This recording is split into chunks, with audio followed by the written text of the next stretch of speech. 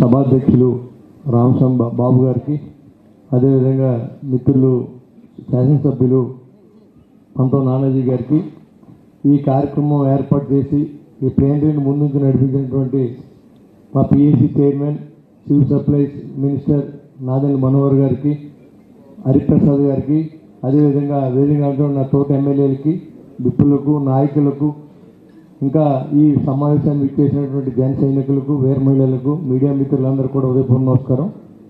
ఈరోజు పార్టీని ప్రశ్నించి స్థాయి నుంచి శాసించి స్థాయికి తీసుకొచ్చినటువంటి వ్యక్తి పవన్ కళ్యాణ్ గారు. ఇవాళ అందరికీ పదవులు ఉన్నట్టే ఇవాళ జన సైనికుడు ప్రతి ఒక్కరు కూడా ఎమ్మెల్యే. అంటే అలా ఎలక్షన్లు చేశారు నాయకులు కూడా. అదేవిధంగా మీరు కూడా సీను ఎమ్మెల్యే కాదు, మా కాన్స్టిట్యూన్సీలో అందరూ ఎమ్మెల్యేలే. అలాగే పవన్ కళ్యాణ్ ఎమ్మెల్యే కాదు, పిఠాపురంలో ఉన్న ఎమ్మెల్యేలే, నానాజీ గారు. అంటే అలాంటి స్థాయిలో ఈ పార్టీ ఉందని చెప్పడానికి గర్వపడుతూ ఉన్నాం. ఇవాళ నిజంగా ఒక జనసేన పార్టీ అంటే భారతదేశంలో ఎక్కడికి వెళ్ళే గుర్తింపు ఉంది ఎన్డీఏ ఎమ్మెల్యే అంటే. ఇంకా ఈ ఉన్న పార్టీలకు ఉందో లేదో నాకు తెలియదు, కానీ అలాంటి స్థాయికి తీసుకెళ్లిన వ్యక్తి పవన్ కళ్యాణ్ గారు. మనం జనసేన చెప్పుకుంటేనే గౌరవించే స్థాయికి మనం ఉన్నామంటే దానికి కారణం 10 సంవత్సరాల పోరాటం. మరి మీరు కూడా గమనించండి, ఎవరైతే శత్రుశుద్ధితో, ఎవరైతే పోరాట పటిమతో పార్టీ కోసం కష్టపడిన ప్రతి వ్యక్తి కూడా ఇవాళ మేము ఈ స్థాయిలో ఉన్నాం, రేపు మళ్ళీ మీరు మా స్థాయికి వస్తారు. అంతేగాని మేమే ఉంటామని ఏం అనుకో అవసరం లేదు. ఎవరైతే శత్రుశుద్ధితో పనిచేస్తారో జనసేన పార్టీ పట్ల, పవన్ కళ్యాణ్ గారి పట్ల అభిమానంతో ఎవరైనా ఒక మాట అంటే మన నాయకుడిని ఇవాళ కూడా ఇంకా చాలామంది మాట్లాడుతూ ఉన్నారు. ఇప్పుడు ఒకవేళ గెలిచిన తర్వాత నోరు మూసి కూర్చోవలసిన పరిస్థితి కొంత ఏర్పడుతూ ఉంది. కానీ నోటికి ఏదో వస్తే అది మాట్లాడే మరి వైసీపీ నాయకులైన దువ్వాడ సీనుని పోరంపోకు మాట్లాడుతూ ఉన్నాడు.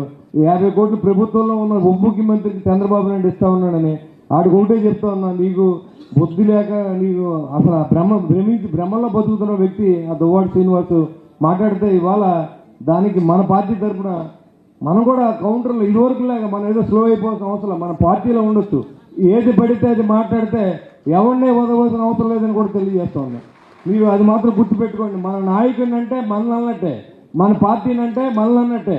ఆ ఫీలింగ్ ఇదివరకు ఉంది, మనకి ఇప్పుడు ఉంది. జనసేన పార్టీకి ఉన్న జనసేన పార్టీ అంటే ఏ పార్టీకైనా అదే భయం, వీళ్ళతో పెట్టుకోకూడదు అనే పరిస్థితి తీసుకెళ్ళి మన నాయకుడిని మనం ఎప్పుడు కళ్ళలో పెట్టి చూసుకోవాలి. అప్పుడే మనం నీకు గెలిచినట్టు. అంతేగాని ఇవాళ గెలిచే కదా అని మన ఇంట్లో కూర్చొని మన నాయకుడిని ఏమన్నా అంటే ఏం పర్లేదులే అని అనుకునే ఆలోచన మాత్రం దయించి జన సైనికులు, మనం వీర మహిళలు కానీ ఎవరైనా మీడియా మిత్రులు కానీ ఎవరైనా కానీ దీనికి దయతో ఆలోచన చేయండి.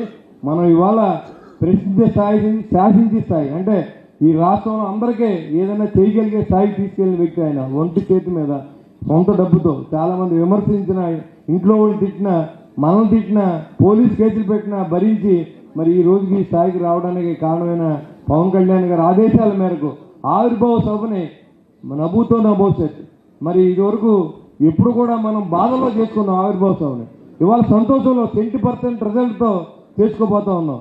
అంటే ఈ సభ ఎలా ఉండాలనేది మీరే డిసైడ్ చేయాలని చెప్పి నేను కోరుకుంటూ, పార్టీ ఆదేశాలను తూచా తప్పకుండా మేము పాటిస్తామని చెప్పి